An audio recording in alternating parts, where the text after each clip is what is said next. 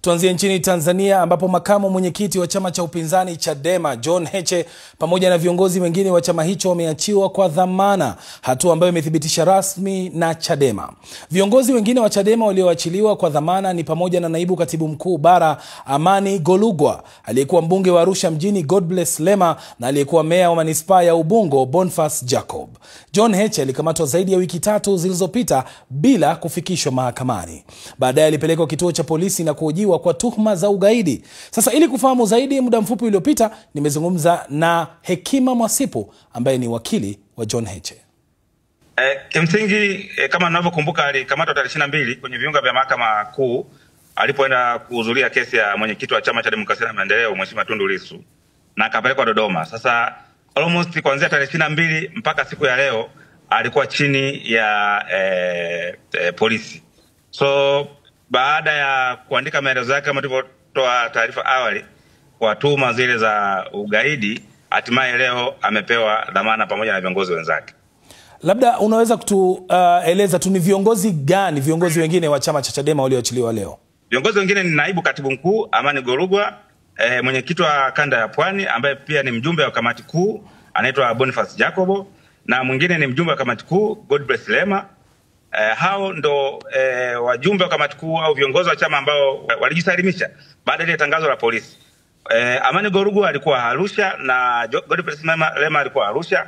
Kwa hiyo baada ya tangazo la juzi la kuwatafuta hawa viongozi, wao waliamua kwenda kujisalimisha kwa ajili ya kwenda kuchukuliwa maelezo na vitu vya namna hiyo. Kwa hiyo hakuna aliyekamatwa kati ya hao isipokuwa wao ndio walienda kujisalimisha katika vituo vya polisi.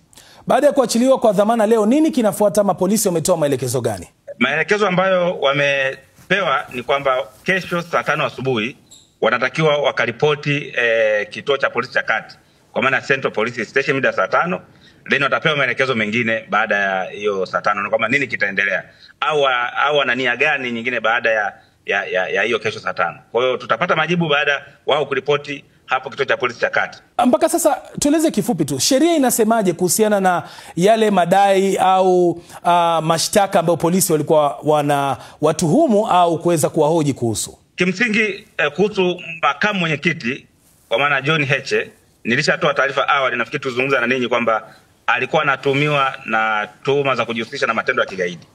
Lakini kwa hao wengine ambao viongozi waliokamatwa baada ya kujadiliana nao leo, wanasema watatoa kauli wao kesho saa 5 baada ya kuripoti polisi kwamba walikuwa na tuhuma gani na wanashtakiwa kwa kitu gani. Wengi wanalizungumzia katika mitandao ni kesi ya mwenyekiti na kiongozi wa upinzani Tanzania Tundu Lissu ambaye leo alikuwa afikishwe mahakamani, lakini hatukuona akifikishwa mahakamani. Kimsingi mahakama imesema kwa nini hakufikishwa na tutarajie nini baada ya leo?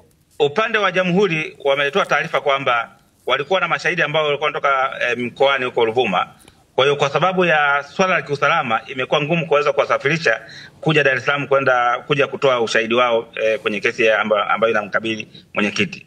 Lakini vile vile Lissu mwenyewe kwa maana mtuhumiwa naweza nikasema hakuweza kufikishwa leo mahakamani kwa sababu ambazo upande wa jamhuri walieleza mahakama kwamba swala la kiusalama limekuwa kikwazo cha yeye kufikishwa mahakamani na waliomba siku 14 ili aweze kufikishwa mahakamani.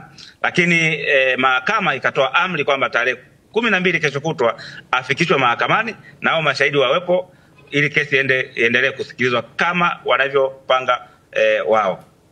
Na kisheria inakuwaje wakati ambapo jamhuri inashindwa kumfikisha mtuhumiwa au mashahidi mahakamani kwa sababu za kiusalama? Kimsingi mahakama inaweza ikaahirisha kesi kunapokuwa kuna reasonable ground au sababu za msingi. Sasa swala la sababu gani ya msingi au sababu gani sio ya msingi ni swala la mahakama kupima uzito wa hoja ambayo inataka kuahirisha kesi.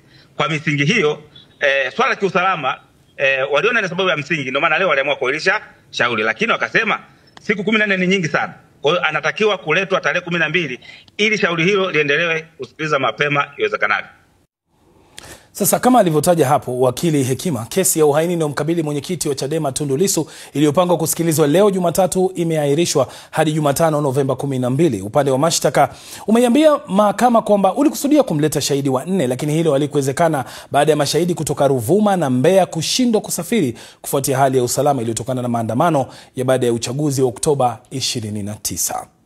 Ripoti hiyo ndio inatukamilishia taarifa yetu kuu usiku huu.